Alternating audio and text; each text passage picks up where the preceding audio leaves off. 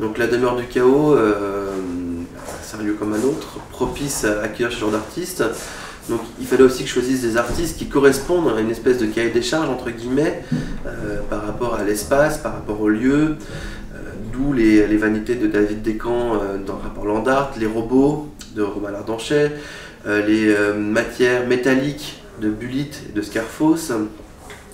Et il fallait aussi apporter quelque chose de plus mystique, de religieux, même si le lieu est déjà bien mystique, mais quelque chose aussi de féminin. Donc c'est aussi le cas du travail de Marjolaine. C'est-à-dire que c'est tout petit et tout ici est énorme en fait. Donc c'était de passer de l'infiniment grand à l'infiniment petit. Et voilà, comment faire exposer des petits savons, par exemple, sculptés, très raffinés dans la demeure du chaos. On a trouvé des solutions en fait. Après, il y a aussi donc Hélène Lagneuse, c'est la peinture, Pierre Citron du dessin et de la peinture, et aussi mon travail qui tourne autour de la vanité. Donc il fallait qu'il y ait des vanités, on n'a que des vanités ici. Qu'est-ce que je pourrais dire d'autre? Et chaque œuvre, en fin de compte, raconte une histoire d'un moment donné, de notre époque. Et c'est étonnant de voir comment des artistes déjà peuvent être si proches en étant si loin, et comment en fait leur boulot converge, et comment ils peuvent raconter à la fois la même chose, mais aussi leur histoire. Ils ont à la fois des qualités humaines, par le fait que ce soit des artistes en devenir ou émergents ou des vrais artistes affirmés, donc qui travaillent, qui ont des choses à dire et qui proposent des choses à la fois différentes, nouvelles, qui sont aussi contemporains. J'accorde une très grande importance à l'esthétique. Voilà. C'est une expo qui est très esthétique en fait, qui ne nécessite pas forcément énormément de réflexion sur le pourquoi du comment, excepté peut-être pour le cercueil à la rigueur, qui demande une réflexion particulière, pourquoi un cercueil dans ce conteneur. Mais dans l'ensemble, c'est des œuvres qui se parlent d'elles-mêmes, on n'a pas besoin de donner de discours, enfin, chacun se l'approprie. Donc il y a une importance esthétique, vraiment. Il y a vraiment une cohérence, en fait, tous ces artistes, c'est un peu une partie de moi aussi. Enfin voilà, Qu'est-ce qui prédestinait Rodolphe à l'art contemporain? Rien du tout. Non, mais est-ce que dans ton parcours, dans ta vie, comment ça s'est passé, ce déclic? Petit à petit, en fait. Je me suis construit petit à petit. J'ai toujours aimé l'art. Après, j'ai aussi beaucoup aimé les sciences. J'ai toujours été curieux, de base. J'ai toujours cherché les choses, j'ai toujours voulu comprendre. Voilà. Et j'ai toujours pensé que pour très bien apprendre les choses, il fallait surtout essayer de les comprendre le mieux possible.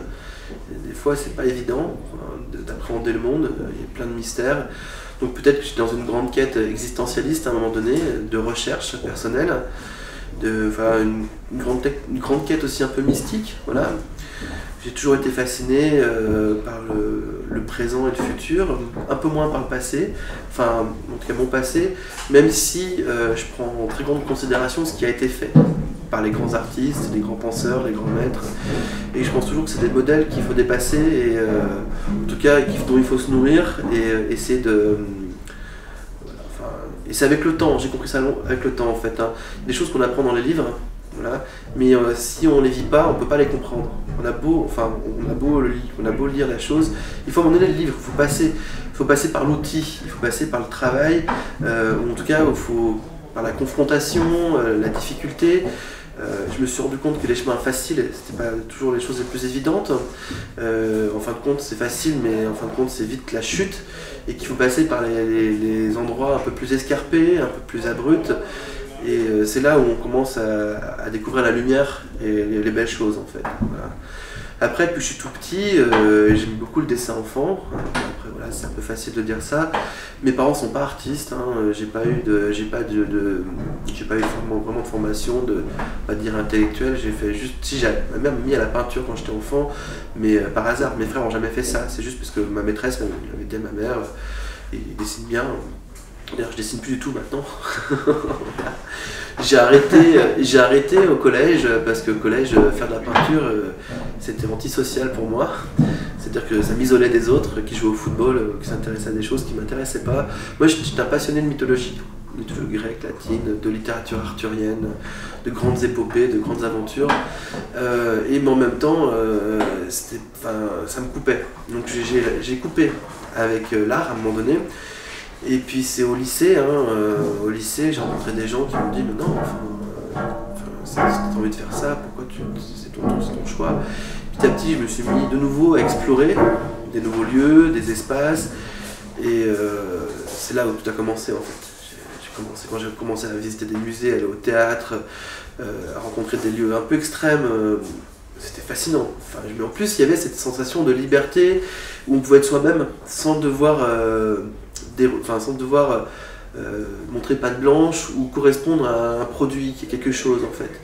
Et j'étais bien avec tous ces gens, même si, c'est un peu cliché, mais j'ai fait des fêtes avec des hippies dans des forêts, je suis allé dans des squats, je suis allé dans des musées très classiques, mais à chaque fois il y avait cette espèce de sensation de liberté, d'ouverture, espèce de champ qui s'ouvre à soi, quoi, voilà. Après, étant très boulimique et curieux de tout, j'ai commencé à être dans une démarche faut tout faire. Donc manque de rigueur, très organisé.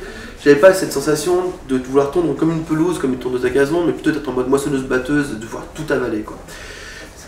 Donc ce qui fait que j'ai mis beaucoup plus de temps à appréhender les choses parce que je traçais pas, en fait, j'étais pas dans une spécialisation, je voulais avoir le grand tout.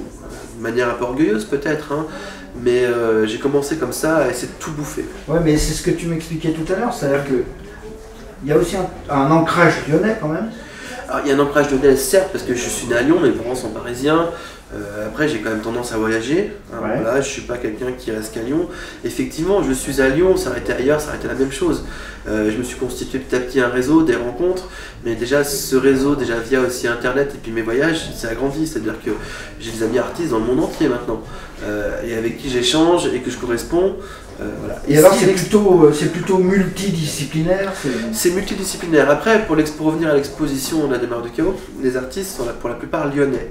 C'était une volonté de ma part de montrer ces artistes-là qui sont émergents à Lyon, mais qu'on oublie en fait. C'est marrant parce qu'il y a des artistes qui partent à l'étranger ou qui vont à Paris et qui faisaient des belles choses à Lyon à ce moment-là. Et dès qu'ils font un truc à Paris ou à Berlin, on les rappelle à Lyon et on sonne le clairon, quoi.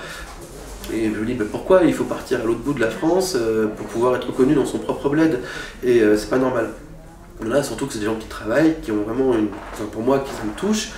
Donc la demeure leur a permis en fait une espèce de fenêtre, d'espace où ils peuvent s'exprimer.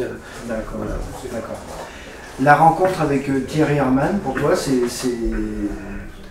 Parce que c'est une figure quand même ici, dans l'environnement lyonnais, dans l'art contemporain en général, Oui. et puis la demeure du chaos, évidemment, c'est quand même très particulier.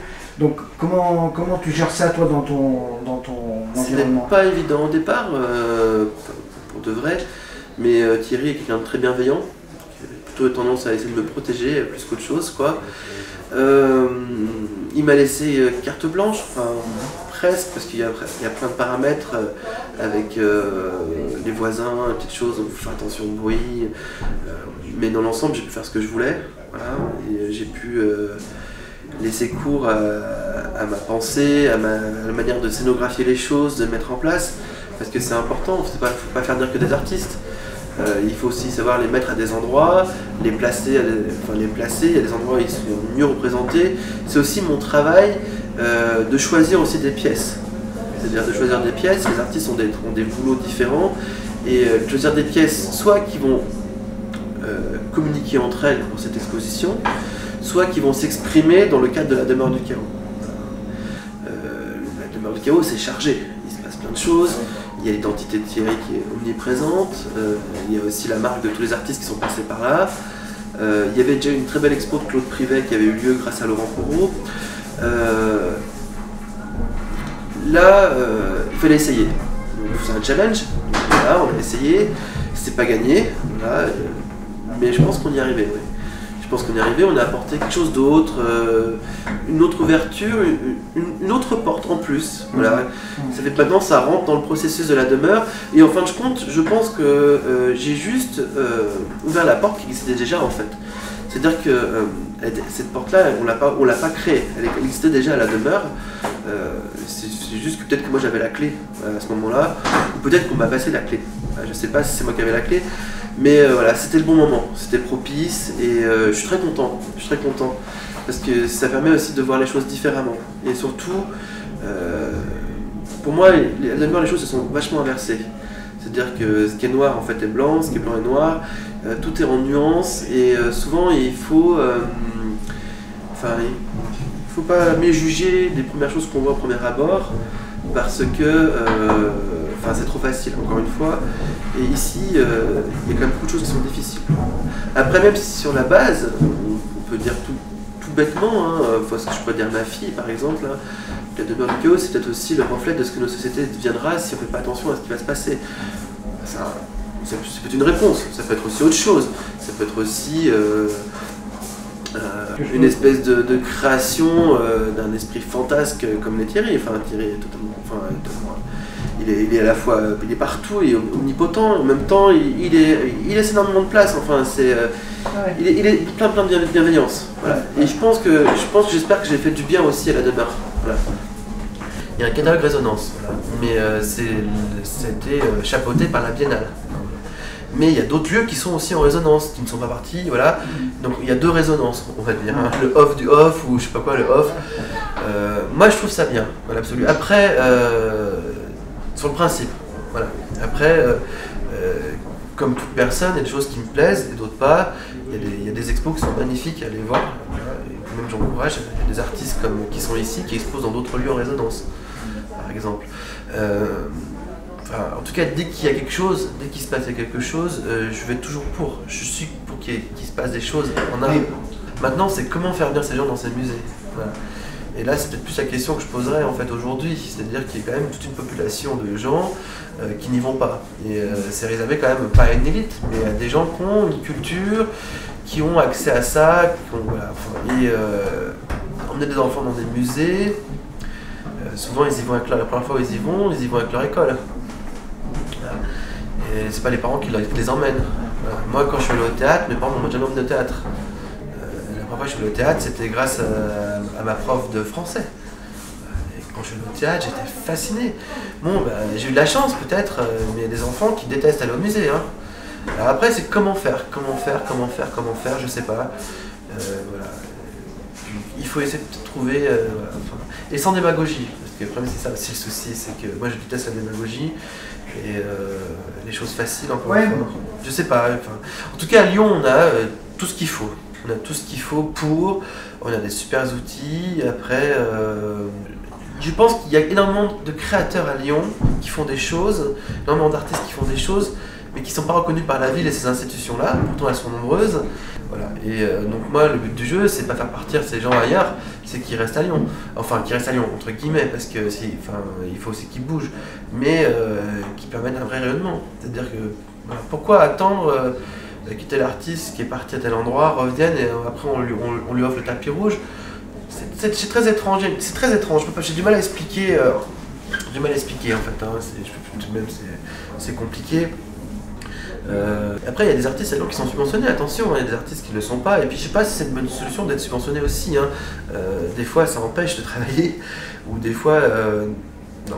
Je pense qu'il se crée des collectifs de gens, pas forcément issus des milieux alternatifs ou underground comme on l'a toujours cru, parce qu'il n'y a pas que là où ça émerge, mais des gens qui s'organisent et qui s'en foutent d'être underground institutionnel, d'être tatoués ou d'être transgenre, peu importe, n'importe quoi. Ils sont juste là parce qu'ils doivent créer, qu'ils ont besoin et et que c'est aussi un lien social et qu'eux ils font bouger la ville dans une mesure. Et avec rien du tout. Il y a des gens qui font bouger la ville avec rien du tout, alors qu'il y a des fois avec des grosses infrastructures ou des grosses machines, il ne se passe pas grand chose.